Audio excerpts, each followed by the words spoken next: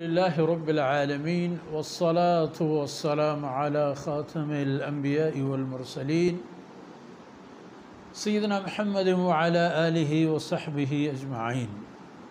سبحانك لا علم لنا إلا ما علمتنا إنك أنت العليم الحكيم.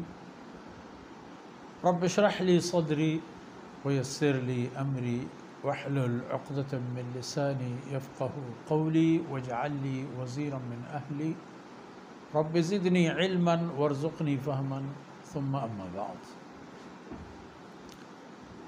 گرامی قدر حاضرین، معزز سامعین، بھائیوں، بہنوں اور بچوں، بات ہو رہی تھی عمل الصالحات کی. صالح یعنی مفید، اچھا، کارآمد. عمل صالح اس کام اور عمل کو کہتے ہیں جو آپ کو اچھا صلہ دے. اب اعمال صالحہ کی فہرست ہمیں معلوم ہونی چاہیے تاکہ اس فہرست میں جتنے بھی اعمال ہیں ان سب سے ہماری استطاعت کے مطابق ہمارا حصہ ہو جائے. اور جب ہمارے نامہ اعمال پیش کیے جائیں گے تو اس میں تنوع موجود ہو. اس میں کلمہ لا الہ الا اللہ سے لے کر اعلاء کلمۃ اللہ تک تمام اعمال موجود. کیونکہ دراصل اسلام ایک حاکمیت ہے، ایک حکومت ہے، ایک حکومتی دین اور نظام اور عقیدہ ہے کہ جس میں انسان کو رب العالمین کے ساتھ منسلک کیا جاتا ہے. انسان کی بندگی اللہ کے لیے ہوتی ہے اور انسان پر حاکمیت بھی اللہ رب العزت کی ہوتی ہے. یہ تو خیر میں عرض کر چکا ہوں کہ اسلام ایک علمی دین ہے، ایک ایسا دین ہے کہ جس کی بنیاد علم اور علوم اور معلومات پر ہے. اور شریعت نے علوم اسلامیہ کے حصول بقدر ضرورت کو فرائض میں قرار دیا ہے، فرائض میں حساب کر دیا. جب یہ بات ہے تو اعمال صالحہ کے حد و حدود یا ان کے خد و خال دیکھ لینے کی جب ضرورت پڑے تو مجھے اور آپ کو اپنے سامنے بہت سارے میدان ملیں گے. ایک ہماری ذات، اپنے اور اپنے رب کا معاملہ، حقوق اللہ جسے کہ، اور چند وہ معاملات جو آپس میں ہمارے ایک دوسرے پر ہوتے ہیں اور ان کے بہت سارے درجات ہیں، بہت ساری وابستگیاں ہیں. کنبہ کے اندر، فیملی کے اندر والدین اور اولاد کا ایک عجیب سا رشتہ ہے، عجیب سی نسبت ہے.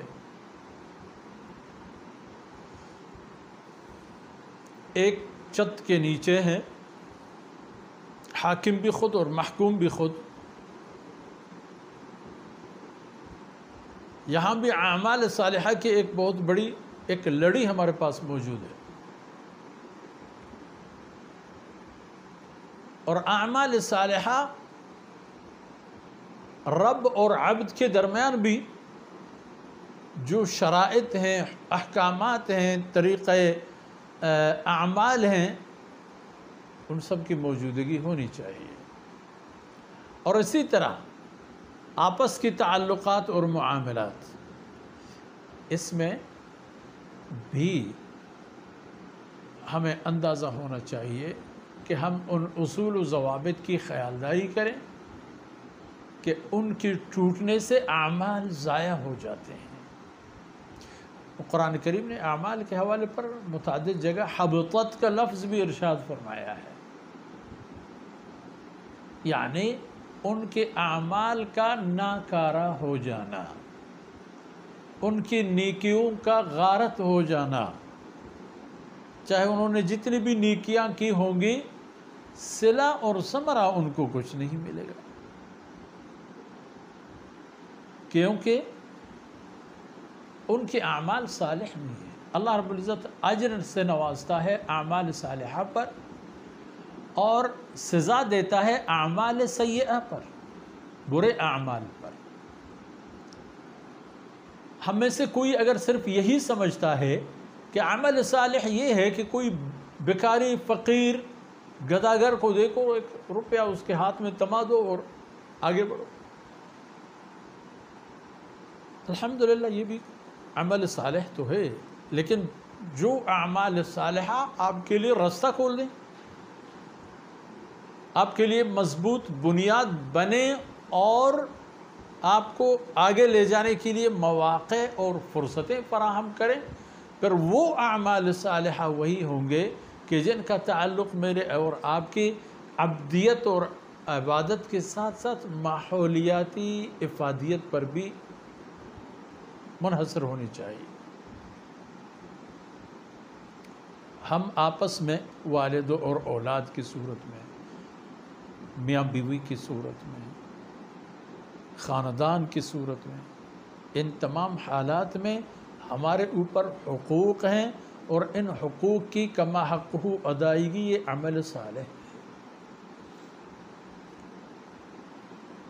اچھا، نیکی کا کام تو ہر ایک انسان کرتا ہے اور خوش بھی ہوتا ہے۔ غیر مسلم ممالک کے لوگ مصیبتوں کے وقت میں سخاوت کرتے ہیں، دل کھول کر، تعلیم کے فروغ کے لیے، صحت کے لیے وسائل فراہم کرنے کے لیے، اور تعلیم و تربیت کے لیے میدان فراہم کرنے کے لیے، وہ ہم میں سے کوئی اگر لاکھ دیتا ہے تو ان کے تناسب میں وہ کروڑوں کے حساب ہوں گے۔ اور جب وہ یہ کام کر جاتے ہیں انہیں بڑی خوشی ہوتی ہے، چونکہ اللہ رب العزت نے اپنے بندوں کی خدمت میں لذت رکھی ہے، اس میں عزت بھی ہے اور لذت بھی ہے، اس لیے ہمیشہ ہمیں آگے ہونا چاہیے۔ تو یہ اعمال صالحہ سبب بنیں گے کہ ایک غیر مسلم جب یہ کچھ کر لیتا ہے تو اس کی دنیا میں اس کی شہرت بڑھ جائے، اس کی عزت بڑھ جائے، اس کے لیے جو امرار معاش کے ذرائع اور وسائل ہیں ان میں افزودگی آ جائے۔ وَمَا لَهُمْ فِي الْآخِرَةِ مِن نَصِيب، لیکن ایسے لوگوں کے لیے آخرت میں کوئی حصہ نہیں ہوگا، وہاں ایمان چاہیے، إِلَّا الَّذِينَ آمَنُوا وَعَمِلُوا الصَّالِحَاتِ، لیکن جن کے پاس الحمدللہ ایمان کی دولت ہے اور پھر وہ یہ اعمال بھی انجام دیتا ہے، ان کے لیے تو کیا کیا بشارتیں نہیں ہیں۔ انما یوفی الصابرون اجرهم بغیر حساب، صابرین کی بات انشاءاللہ آ جائے گی تو وہاں پر بھی یہ آیت عرض کریں گے، تلاوت کریں گے۔ یعنی مجموعی طور پر ہمیں اس بات کا احساس ہو کہ نیکی جو ہم کر لیتے ہیں اس کا دائرہ وسیع ہے، اس سے صرف یہ نہیں کہ آپ نے کسی بیکاری کو کھجور کا ایک دانہ دے دی، 1 روپیہ اس کے ہاتھ میں تما دی اور خوش ہو گئے کہ آپ نے بہت کچھ کیا ہے۔ اعمال صالحہ کا دائرہ وسیع ہے، اور اس کا آغاز ہوتا ہے آپ کے اپنے ذات سے، ان لوگوں سے جن کی خون سے آپ پلے بڑھے ہیں، آپ کے والدین۔ وَقَضَىٰ رَبُّكَ أَلَّا تَعْبُدُوا إِلَّا إِيَّاهُ وَبِالْوَالِدَيْنِ إِحْسَانًا، شروع والدین سے ہوتا ہے، وَبِالْوَالِدَيْنِ إِحْسَانًا وَذِي الْقُرْبَىٰ، اس کے پھر ایک تفصیلی ایک فہرست موجود ہے۔ تو اعمال صالحہ کی جتنی نوعیت ہیں، جتنے اقسام ہیں، جتنے انواع ہیں، ان سب کو سمیٹنا ہے، چونکہ یہ سب ضروری ہیں، اور یہ سب میری اور آپ کی ضرورتیں ہیں، اللہ کی نہیں۔ اللہ رب العزت نے اگر ہمیں بھوک پیاس دے دی تو اس کا حل بھی دے دیا ہے نا۔ تو اسی طرح اگر اللہ رب العزت نے ہمارے سامنے جنت اور جہنم کے تقاضے رکھے ہیں، چیلنج رکھے ہیں، جنت اور جہنم کے چیلنج اگر اللہ رب العزت نے رکھے ہیں تو ان کے متبادل طور پر ان کے چیلنج قبول کرنے کی جو استعداد ہے وہ بھی اللہ نے عنایت فرما دی ہے۔ تو علی کل حال میرے عزیز بھائیوں، نیک اعمال ایک وسیع اور عریض میدان ہے مسلمان کے سامنے، اور اس کے ایک ایک عمل کرنے کا کام ہے، ضروری ہے میرے اور آپ کے لیے۔ اس لیے ہمیشہ اپنے آپ کو اعمال صالحہ کے ساتھ مصروف رکھیں۔ آج کی نشست انہی باتوں پر اختتام پذیر کر لیتے ہیں، اور بقیہ باتیں انشاءاللہ اگلے نشست میں آپ کی خدمت میں عرض کریں گے۔ وصلی اللہ علی نبینا محمد وعلی آلہ وصحبہ اجمعین۔